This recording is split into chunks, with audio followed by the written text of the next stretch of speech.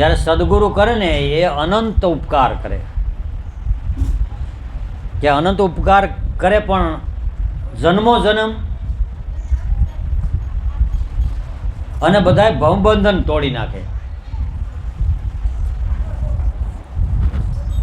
ભવબંધન આપણને સતત બીજા ખોટા વિચાર આવ્યા કરે ને એમાંથી આપણે નવર્યા નથી પડતા ને, એ ભવબંધન છે, યુગબંધન છે, એને જેલ કીધી. અને જે વિચાર સતત પજવા કરે, મુક્ત ન થવા દે અને સુખ ને દુઃખ આપ્યા કરે, આપણા જ વિચારો, એ આપણા વિચારો આપણને સુખ ને દુઃખ આપે છે ને, એને આપણે ભવબંધન કહેવાય. સવારમાં જાગીએ છીએ, સાંજે હોઈએ ત્યાં સુધી આ વિચાર બંધ નહીં. હારાય આવે ને મોળાય આવે. હારા આવે એટલે આપણને સુખ થાય, મોળા આવે એટલે આપણને દુઃખ થાય. જો સુખની ઈચ્છા હોય તો દુઃખ હોય, સુખની ઈચ્છા હોય તો દુઃખ પાછળ ઊભું હોય. પણ આપણે જે સ્વરૂપને પામવાનું છે, આપણે જે તત્વને પામવાનું છે, એ સુખ ને દુઃખની ઉપર વસ્તુ છે. સુખ દુઃખથી પરે પરમપદ તે પદ રહ્યા સમાય. શબ્દ નિરંતર છે મન લાગા, મલિન વાચના ત્યાગી, ઉઠત બેઠત કબો ન છૂટે એસી તાળી લાગી. જ્યારે આપણું ધ્યાન શબ્દમાં જાય અને શબ્દમાં આપણી સુરતા ટકે, તો શબ્દમાં ટકી ગઈ ને એટલે સુખ ને દુઃખના સીમાડા હેઠા રહી જાય અને એની આગળ આપણે વયા જઈએ. શેનથી? સુરતાના ધ્યાનથી. સુરતા રાખવી ક્યાં? શબ્દમાં. શબ્દ ઉઠે ક્યાં લે? ગુરુચરણમાંથી. અને એ ગુરુચરણમાંથી શબ્દ ઉઠ્યો, એકા બાપાએ કીધું કે નાભી કમળમાંથી શબ્દ ઉઠે સવાયા, ત્યાં અવિનાશીનું ધામ કોઈ હંસે વાસ વસાયા. તમારી નાભીમાંથી આ શબ્દ ઉચ્ચાર કરે અને એ શબ્દ ઉઠે ને એ ગુરુના મુખમાંથી આવે છે. ગંગાજી ક્યાંની પ્રગટી? ગુરુચરણમાંથી. એટલે આપણે એની પૂંજન વિધિ અર્ચન વંદન દર્શન પરસન ગુરુચરણ. અને એને પંકજ કહેવાય. ગુરુપદ પંકજ પૂંજતા 14 લોક પૂંજાય, શિવ વિરંસી શારદા બધાય ગુરુના ગુણ ગાય. પંકજ કહેતા કમળ ફૂલ.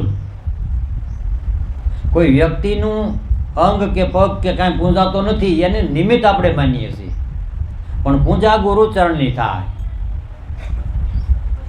અને ગુરુચરણ એટલે સત, જે આત્મા છે, એમાં તમારું મન વૃત્તિ ચિત્તવૃત્તિ એમાં લાગેલા હોય તો પૂજા થાય, તો પૂજા આપણી સફળ થાય. નકર પૂજા આપણી દેહ ભાવમાં અટકી જાય, સંબંધ ભાવમાં અટકી જાય, જ્ઞાતિ ભાવમાં વ્યવહાર ભાવમાં અટકી જાય, આગળનો દ્રષ્ટિ પૂજે આપણને. એટલે તો ઘણા વિરોધ કરે કે ભાઈ માણા માણાની પૂજા કરે, માણા માણાને પગે લાગે, કેમ કે એની દ્રષ્ટિને અટકી ગઈ. અને આપણને ગુરુ મળ્યા, સદગુરુ સંત ઉપકારી, કેવા કે પરમ ઉપકાર કરનાર, તમને આગળ દ્રષ્ટિ કરાવી. સીમાઓથી પર અસીમ વસ્તુ, જો ન્યા દ્રષ્ટિ પહોંચી જાય તો ગુરુ છે પારસની ખાણ. એમાં જે પહોંચ્યા ને એ એક પારસમણી લઈને આવ્યા. અને પારસમણી કેવો છે કે લોઢાને અડાડે તો હોનું બની જાય.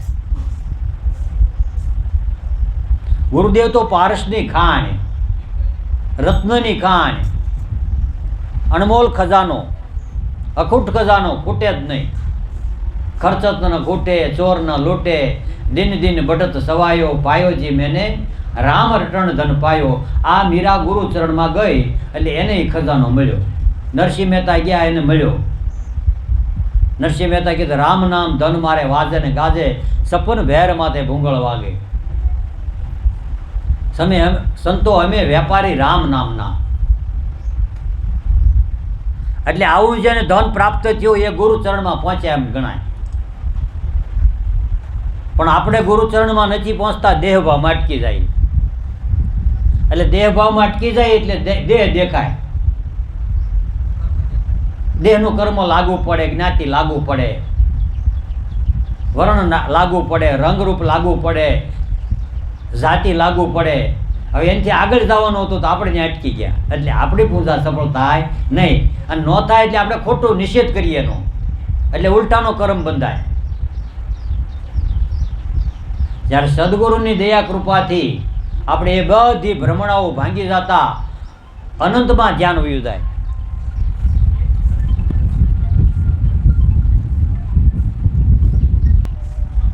એટલે ગુરુ ચરણમાં ગયું ગણાય.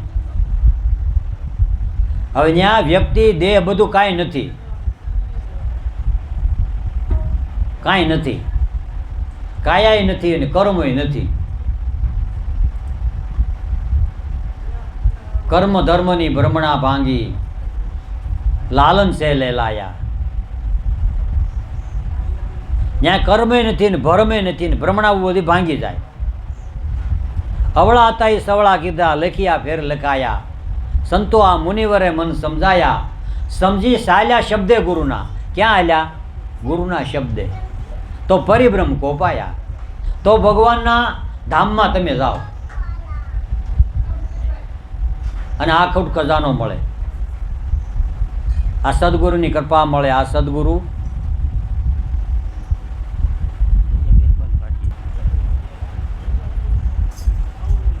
આ તું જા. એટલે સદગુરુદેવ ઉપકારી. કેમ કે આપણા મનુષ્ય અવતારમાં આ બધાય કર્મને ભ્રમ ભાંગી જાય ને, એટલે તમારે 84માં જવું ન પડે. અને આ ભવસાગર સહેજે સહેજે તરી જાઓ. કરુણા સાગર દેવ કૃપાલા સાવધ નાવિક ભારી.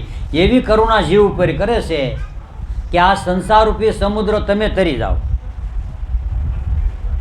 બોલો, સમુદ્ર તરવાની વાત નથી કાંઈ. એ સમુદ્રનું દ્રષ્ટાંત છે. એમાંય લોટ હોય, એમાં આ સંસાર સાગરમાં લોટ ઉઠે કે નહીં? તર્ક વિતર્કની લહેરી ઉઠતે ગાફિલ ગોથા ખાવે. અને આ સમુદ્રમાં મદ મગરમચ્છ મોટા છે. સબકો એ ગળી જાય, બધાના જીવનને ગળી જાય. આપણી મનુષ્ય જન્મની મૂડીને ગળી જાય મગરમચ્છ મોટા. તો આપણે આવા સદગુરુ તરણ તારણ સદગુરુ દેવા બુડતાને વહી બસાવે. આપણે આ જગતમાં ભવસાગરમાં બુડતા થા, સુખ ને દુઃખના લોઢ આવે, હરખ ને શોકના ઉલાળ ને ધરાળ, મારા ને તારાના ચિંતાઓના પ્રદેશની અંદર સદગુરુએ નાવ કરુણા કરીને દયા કરીને નાવ આપીને એ નાવમાં બેહી ગયા. નામ નિરંતર નાવમાં બેઠા ગુરુ કૃપાએ તીર પર આવે, કાંઠે આવી જાય. સદગુરુની કૃપા થાય, નામરૂપી નાવમાં બેહી જાઓ, નામમાં ધ્યાન લાગે, નામમાં લગ્ની લાગે, નામનું સ્મરણ ભજન થાય, એટલે તમે બધાય તર્ક વિતર્કની લહેરી હોય ને બધી બંધ થઈ જાય. ત્યારે નિર્ભય નામના નાગળ નખાઈ જાય. એટલે નાવડું પછી આલક ડોલક થાય નહીં,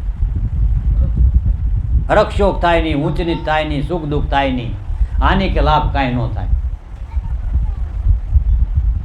એટલે આવા તર્ક અને વિતર્કમાંથી આપણને બહાર કાઢનાર સદગુરુ સંત છે. અને આવા સદગુરુ સંત જેની ઉપર કરુણા દયા કૃપા કરે એ ભવસાગર તરી જાય છે. કરુણા સિંધુ દેવ કૃપાલા સાવધ નાવિક ભારી. એમ કેમ ભવસાગર આરે નાવડી પાર ઉતારી. જગત જય ગુરુદેવ. જગતમાં સદગુરુ સંત ઉપકારી. મારા ગુરુદેવ છે પારસની ખાણી.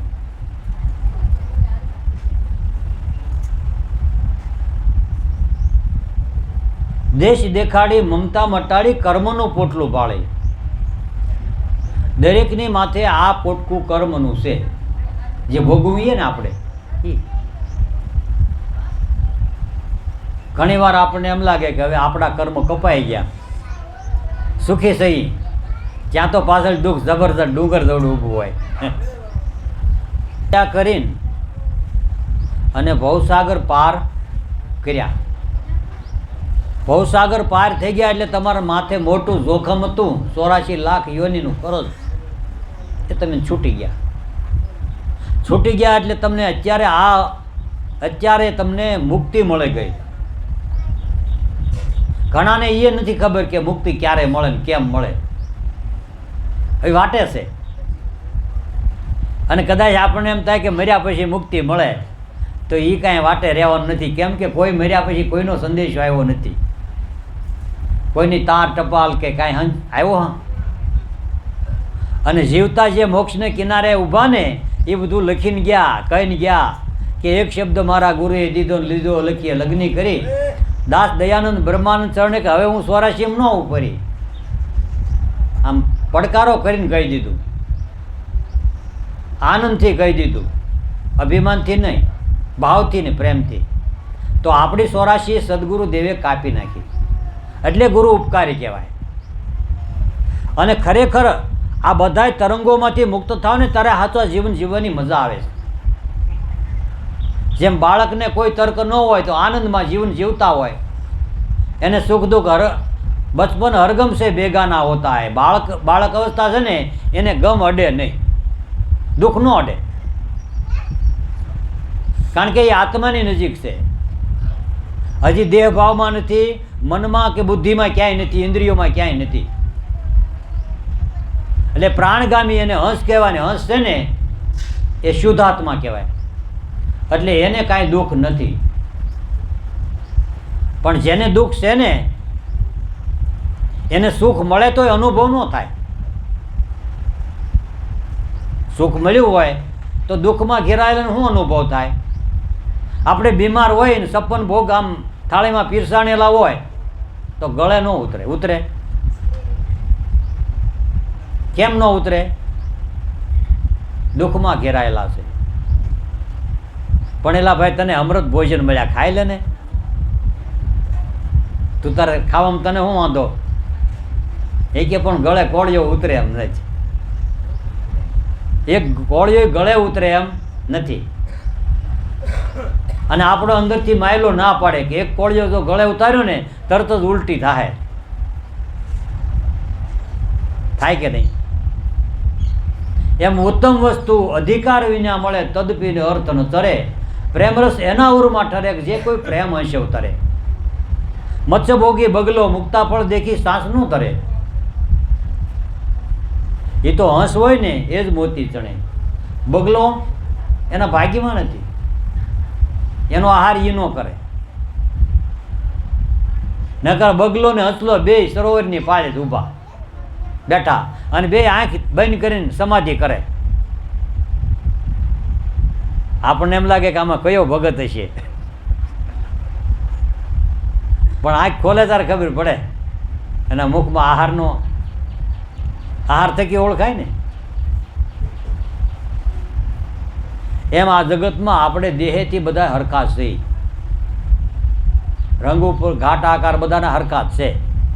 ફેરફારવાળા હોય થોડાક, પણ આપણને થોડાક લલચામણા થોડાક આમ એમ લાગે ને કે આ હારા છે, જરાય હારા નથી.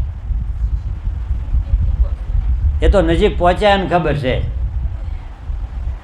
એટલે જે આપણી વૃત્તિ દેહગામી છે ને એને આત્મગામી બનાવી એને હંસ કહેવાય. અને આપણી વૃત્તિ દેહગામી છે એટલે દેહ દેખાય છે, અને દેહ દેખાય ને એટલે આપણો અખાજ સારો છે. શું સારો છે? અખાજ વિશેનો સારો સરતો કરમ ધર્મની વાતો કરતો. એ તો પશુ પ્રાણીથી હલકો ઠરતો, એનો દ્વાર ક્યાં સંગ ન જાય. આ દેહના સુખમાં બુદ્ધિ ઠેરાણી, આ બધા મિથ્યા સુખ કહેવાય. આમાં સમરણ ભજન ક્યાંથી થાય? સત્સંગ ભજન સમરણ ન થાય. જો તમારી દ્રષ્ટિ આત્મગામી બને તો શબ્દ ધ્યાનમાં આવે ને, શબ્દ ધ્યાનમાં આવે ને તો શબ્દરૂપી મોતીનો આહાર કરવાવાળો એ હંસ છે. અને આ બધા તમને દેહગામી મટાડી, ઇન્દ્રિયોગામી મટાડીને પ્રાણગામી બનાવે. પ્રાણી આપણો 10મો દ્વાર છે. ભગવાનને મળવાનું દ્વાર 10મો દ્વાર. હવે આ પ્રાણમાં આવ્યા એટલે આખા શરીરનો આધાર પ્રાણ છે. આપણા આખા શરીરનો આધાર શું છે? પ્રાણ છે. બધી ઇન્દ્રિયોનો આધાર મન છે, મનનો આધાર પ્રાણ છે. એટલે પ્રાણમાં આપણે આવ્યા એટલે પ્રાણ ક્યાંથી ઉઠે, પ્રાણ કોના થકી ઉઠે અને પ્રાણમાં શું આવે એનો અનુભવ આપણને થાય. તો પરદેશી પ્રોણલા આવ્યા ઘરને આંગણે, એમાં વાયક વિદેના વાય. જે અવિનાશીના સંદેશા છે ને એ પ્રાણમાં આવે, પણ આપણું મન કૌરવ ક્ષેત્રની બહાર છે. ક્યાં? કૌરવ ક્ષેત્રની બહાર છે.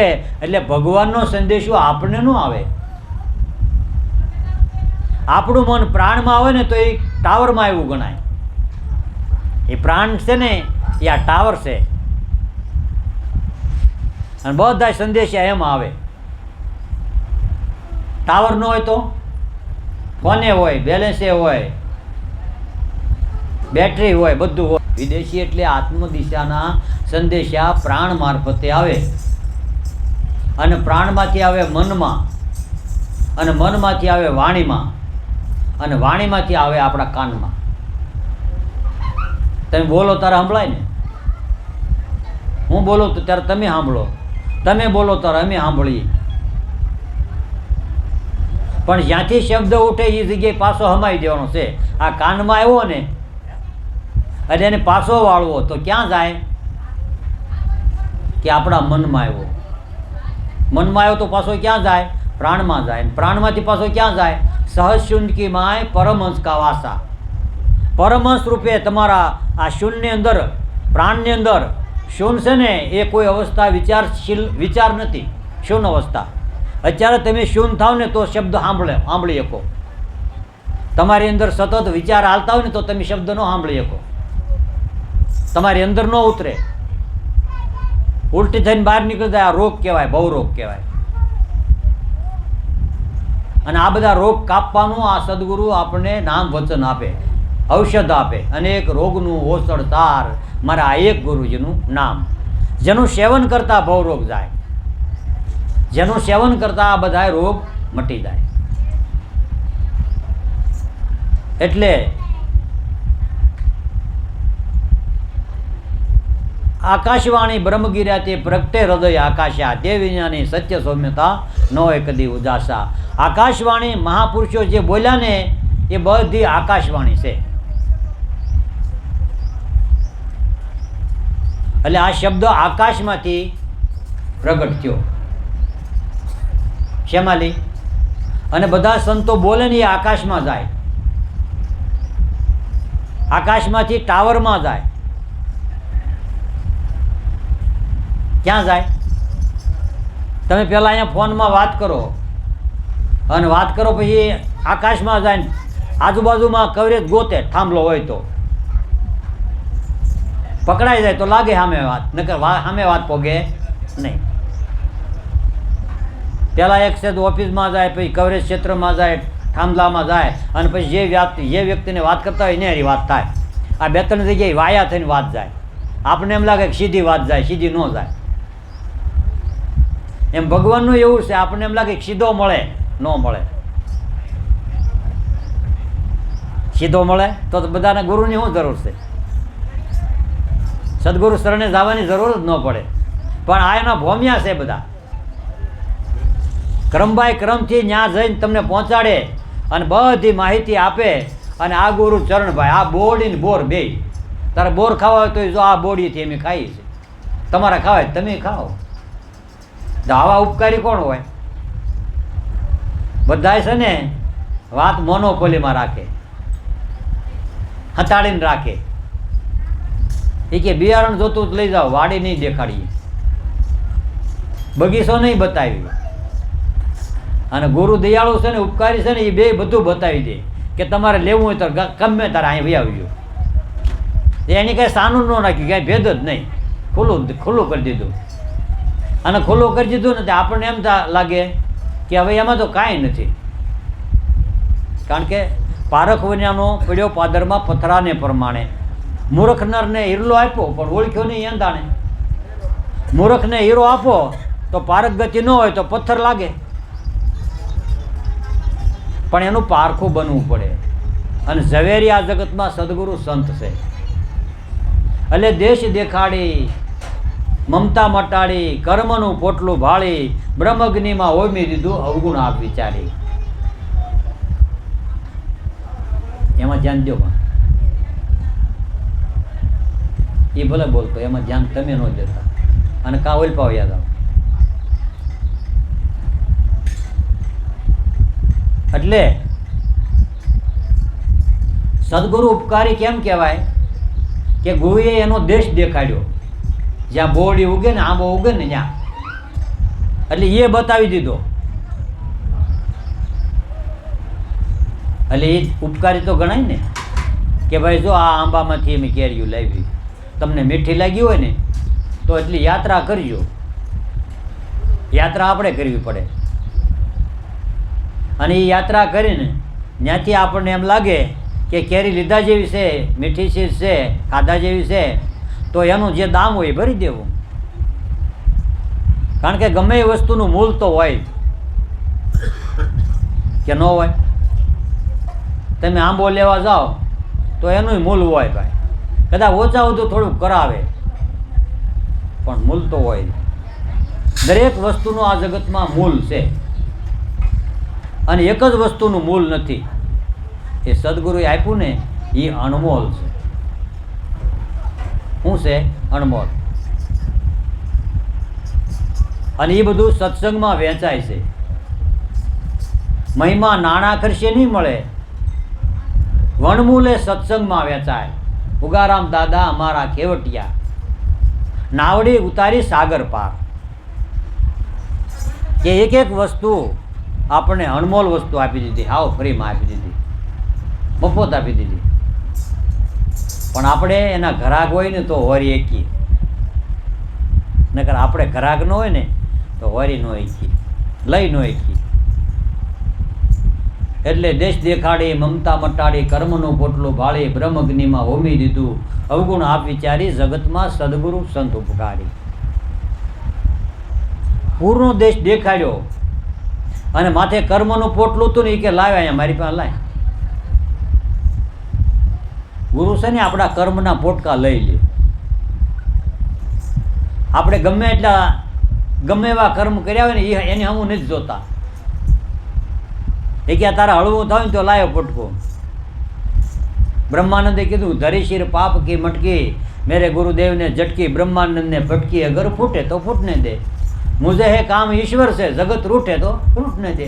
આપણને જગત છે ને એમાં ધ્યાન છે ને એટલે એ છોડાવવા નથી દેતું.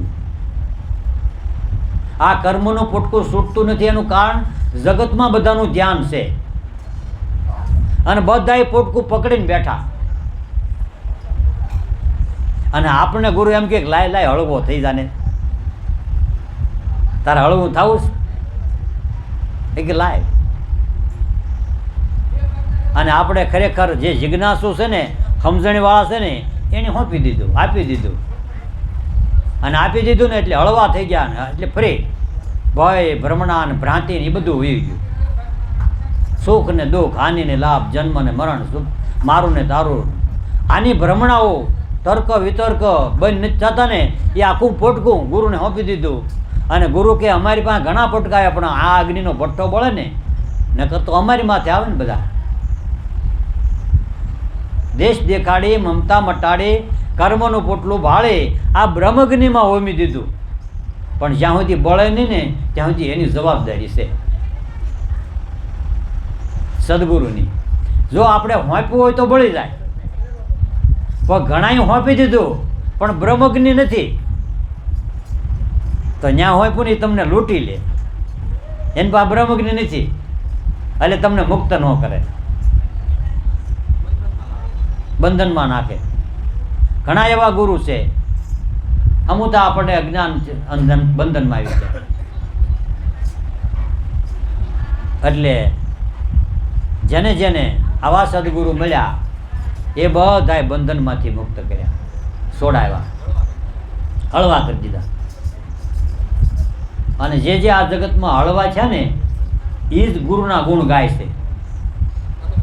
અનુભવ જ્ઞાન થઈ ગયું.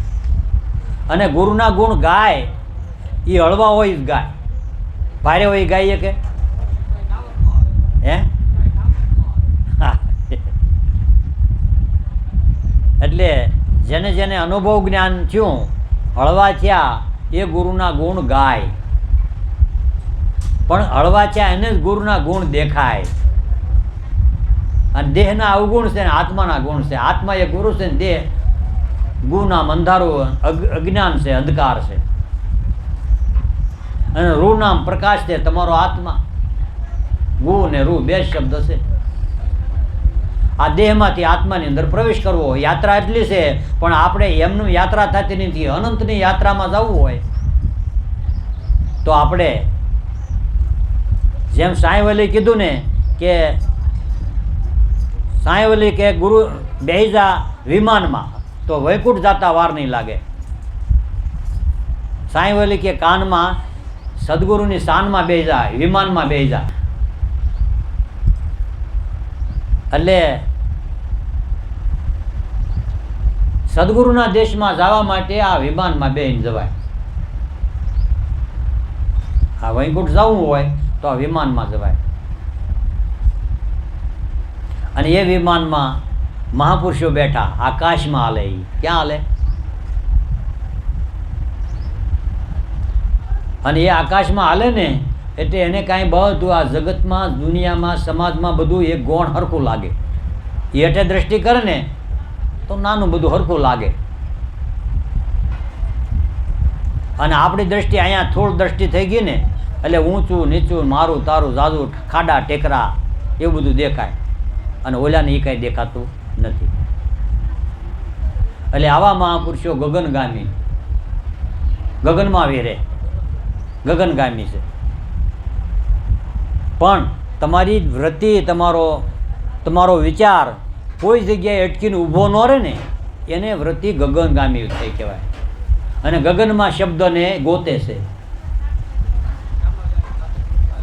એટલે એ શામળિયાની સાથે સુરતા લહેરું લેશે, ત્રિવેણીને ઘાટે અનુભવની વાતો કહેશે. તો આપણે એવું સદગુરુએ વચન આપ્યું ને એ વચનમાંથી આપણી દ્રષ્ટિ, નવી દ્રષ્ટિ, નવી સૃષ્ટિ. ગુરુ વચને અમૃત દ્રષ્ટિ. દ્રષ્ટિ નવી અને તમારું જગત, સૃષ્ટિ નવી. તમારું જગત ફરી ગયું. હવે આમ જગત ફરતું નથી, પણ તમે અહીંયા બેઠા ને એટલે વૈકુંઠમાં છો. અને અહીંયા બેઠા એટલે વૈકુંઠમાં ભગવાન આવે. પ્રાણ થકી મને હરિજન વાલા નિત્યમાં ઉनको જાઉં. સ્વર્ગ વૈકુંઠ સર્વે છોડીને મારા સંતો હોય ત્યાં હું જાઉં. ભગવાન કે મારા સંતો મારા નામે જે મારા ગુણગાન ગાય છે ને ત્યાં હું આવું. એટલે અહીંયા આવે છે. અને અહીંયા આવે છે ને એટલે આપણી પુરવારી કરે છે. આપણને ખૂટતા શબ્દો એ આપે. અને જેની પાસે શબ્દો ખૂટે છે ને એને ખીજાઈને ગોતવા પડે. પછી ગાળ્યું આવે. ખીજાય ક્યારે માણા? શબ્દો ખોટી જાય ત્યારે. પછી ખીજાવવું પડે. તને હું કહેવું પણ તમે ગોતે હું કહેવું તને જ્ઞાન નથી. શબ્દો ખૂટે ને ત્યારે માણસ હવે મારે તને હું કહેવું, કેમ કહે ખૂટી ગયું કાંઈ. પછી તમારે રાક્ષસોનો સહારો લેવો પડે. કામ, ક્રોધ, લોભ, મોહ એ બધા આવે. એના શબ્દો તો અઢળક છે પણ હેરાન કરવાવાળા, દુઃખ દેવાવાળા. એટલે કામ, ક્રોધ, લોભ, મોહ બળે તસ્કર ચોરી કરતા નિહાળી અખંડ રાખ્યું નામરૂપી ધનને જેની જાગ્રત ચોકીદારી. આ બધા શબ્દો આપે છે પણ એ તમને તમારા કરી લે. એ કે તમને લાભે અપાવો, ફાયદો કરાવો, પણ તમારે અમારી ગેંગમાં ભળવું પડે. આ બધા લૂંટારાઓ એવા છે. કામ, ક્રોધ, લોભ, મોહ છે ને એ દાણચોર છે. શબ્દની ચોરી એ કરે છે પણ એ ટેક્સ ભરતા નથી. એટલે એની પાસે કાળું નાણું છે. આ જગતમાં માણસો ઘણા કાળા નાણાંવાળા હોય, ફાવે એમ બોલે. હો, ભગવાનને ટેક્સ ન ભર્યો હોય અને ટેક્સ ન ભર્યો હોય એટલે એની પાસે શબ્દોની તાણ નથી. છે તાણ?